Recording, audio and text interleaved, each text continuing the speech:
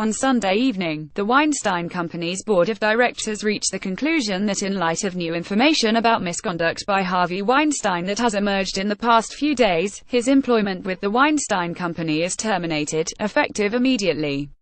The damage, however, was already done.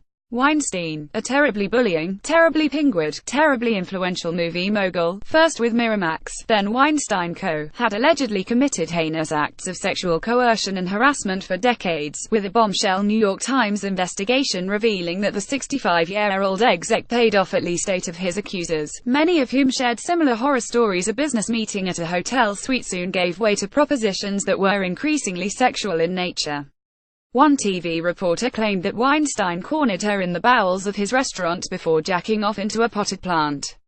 His accusers say they felt trapped, pressured to give in to this round mound of renounce-based demands. He was, after all, a Hollywood kingmaker, the man behind modern cinema classics like Pulp Fiction, The Lord of the Rings, and Good Will Hunting. A behind-the-scenes wizard who'd been thanked at the Academy Awards more often than God.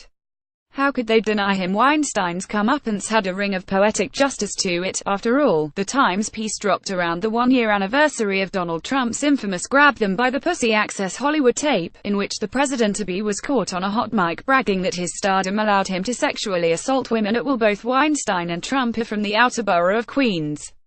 It was also curious how, the very same week, Politico chose to run and incessantly tweet out a glowing profile of celebrity-turned-politician Arnold Schwarzenegger, a man who stands accused of predatory behavior similar to Weinstein and Trump. Right now, many people, both in the Tinseltown bubble and beyond, are asking why now, after decades of payouts and whispers, did one of cinema's most powerful players finally get to his? It's a difficult question to fully answer, though one possible reason is an increased sense of media accountability surrounding the issue of sexual misconduct in Hollywood, born out of the Bill Cosby case and having more women's voices heard in newsrooms. When the full scope of the Cosby catastrophe came into focus, that one of America's most beloved, wholesome comedians stood accused of sexually assaulting more than 60 women over a 40-year period. Everyone in the excess-reliant entertainment media should have received a much-needed wake-up call. They were, in a sense, complicit, churning out profile after pasteurized profile that helped fuel the Cosby mythos. Even right as the horrifying Cosby testimonies were coming to light, former Newsweek editor Mark Whitaker was peddling a 544-page biography of the funny man scrubbed of any rape allegations. Weinstein was even more well-connected in the New York media landscape than Cosby, with numerous friends in very high places. Had infamously launched Talk magazine with editor Tina Brown, and seemingly, between the ad dollars he spent and the access he could no doubt provide or withhold, had the cachet to get stories killed. In the wake of the Times exposé, Page 6 ran a story maintaining that New York Magazine had its own Harvey Weinstein blockbuster locked and loaded a year ago, but it disappeared after a meeting between the power broker and the publication's editor-in-chief. Adam Moss. New York denies this. Sharon Waxman penned a piece over at The Wrap about how, back in 2004 while reporting for the New York Times, she was looking into allegations of sexual misconduct against Weinstein when the story was spiked by her male editor, following intense pressure from Weinstein, which included a newsroom visit, and replaced by an anodyne slice of studio agitprop. Weinstein even got away with dragging a New York Observer reporter around in a headlock on a New York City street in front of reporters, photographers, and revelers, according to The Cut's Rebecca Traister, who says she witnessed the episode firsthand. The New York Times account of the melee places all the blame on the reporter, while then Page 6 scribe Paula Frolic tweeted that she was going to run a more accurate account of it in her column, until Miramax stepped in and effectively took the reins. The Times' recent Weinstein story, meanwhile, came about thanks to two intrepid female reporters, Jodi Kantor and Megan Twohey, operating at an organization whose news masthead is comprised of 50% women, and one name actress in Ashley Judd, who was mad as hell and not going to take it anymore. It's not just the media that enabled Weinstein, either.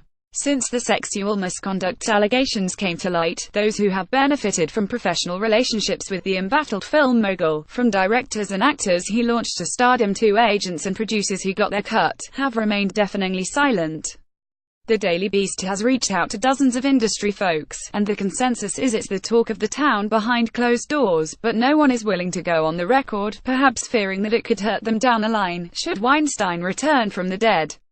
Even late-night TV hosts, who relish assuming the role of moral arbiter, have, with the notable exception of Last Week Tonight's John Oliver, thus far refused to violate the apparent omerta. Worth noting, too, is that Weinstein's star has diminished considerably in recent years. His company is coming off a string of duds, including the much-ridiculed Tulip Fever, and the last Weinstein-shepherded Academy Award came over 2 years ago in a minor category Best Adapted Screenplay for The Imitation Game.